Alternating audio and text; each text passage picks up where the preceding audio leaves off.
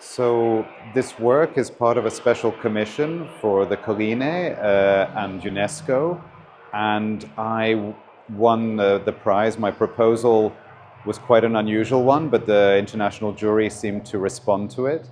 It was to try and make a symphony from the landscape of the hills and the interaction between plants, nature, and people over hundreds of years. So I worked with a very dear friend who is an ethnobotanist, and we traveled around in the hills recording the sounds of plants, fungi, trees, streams, rivers, and we recorded not just the sounds but the electrical frequencies. And then I worked with a composer, Teresa Winter, to turn it into a choral symphony, drawing on the history of the polyphonic symphonies and choral work of Gabriele Gabrieli.